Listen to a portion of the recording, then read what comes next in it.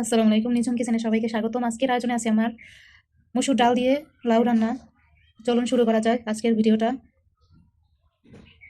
লাউটাকে সুন্দর করে কেটে ধুয়ে নিয়েছি, ডালগুলোকে ভিজিয়ে রেখেছি ধুয়ে। আমি ফোড়ন দিয়ে রান্না করবো, এই জন্য পেঁয়াজটা কেটে নিয়েছি। এখন চুলায় কড়াইটা বসাই দেবো। পেঁয়াজ আর ভাজা জিরা দিয়ে আমি লাস্টে ফোড়ন দেবো, এই কারণে পেঁয়াজটা আগে ভেজে নিব। এখন তেল দিয়ে দেবো এখানে। পেঁয়াজটাকে আমি লাল লাল করে ভেজে নেব। পেঁয়াজগুলোকে আমার লাল লাল করে ভাজা হয়ে গেছে। এখন আমি এটা শিল্পাটায় নামিয়ে নেব। কড়াইতে আমি ধুয়ে রাখা ডালগুলো দিয়ে দেবো প্রথমে।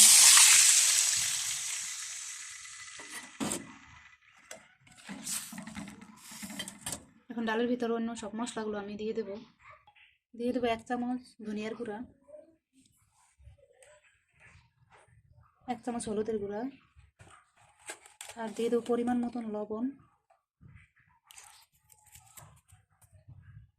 এখন দিয়ে দেবো বাটা মশলাগুলো।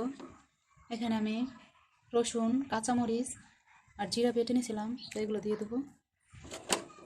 অবশ্যই আপনারা লাউ বা মিষ্টি কুমড়া এই জাতীয় রান্নায় কাঁচামরিচটা দেওয়ার চেষ্টা করবেন, তাহলে স্বাদটা অনেক বেড়ে যাবে। তো এখন এগুলো আমি সুন্দর করে নাড়াচাড়া দিয়ে মিক্স করে নিব। মশলাটা আমার মিক্স করা হয়ে গেছে। এখন এটাকে আমি ঢেকে দিব। ঢেকে দিয়ে ডালটাকে সেদ্ধ করে নিব, পরে আমি লাউগুলো দিয়ে দেবো।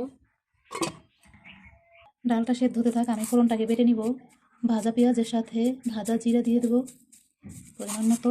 এখন এটাকে আমি শিলপাটায় বেটে নিব। ফোড়নটাকে আমার বাটা হয়ে গেছে, এখন এটাকে আমি উঠিয়ে নেব। মসুর ডালটা হাফ সেদ্ধ হয়ে গেছে। এখন আমি এর ভিতর লাউগুলো দিয়ে দেবো। লাউগুলো দিয়ে আমি সুন্দর করে কষিয়ে নেব।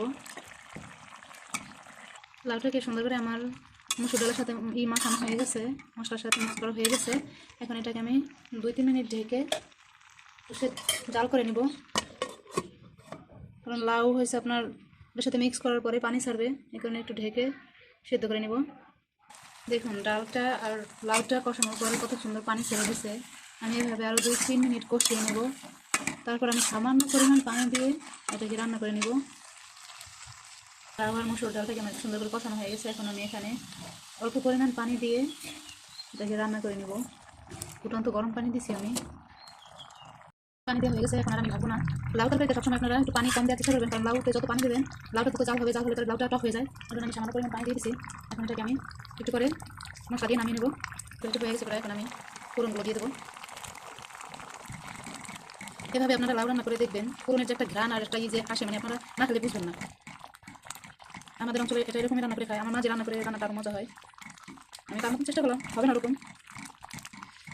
এখন আমার তরকারি হয়ে গেছে, আমি নামিয়ে নেবো। কেমন হলো আমার রান্নাটা মসুর ডাল দিয়ে লাউ, অবশ্যই কমেন্টস করে জানাবেন। আর এভাবে আমাকে ভালোবেসে পাশে থাকবেন সবাই। আবার কোনো নতুন রেসিপি নিয়ে আপনাদের মাঝে হাজির হবো। সে পর্যন্ত ভালো থাকুন, সুস্থ থাকুন। আল্লাহ হাফেজ।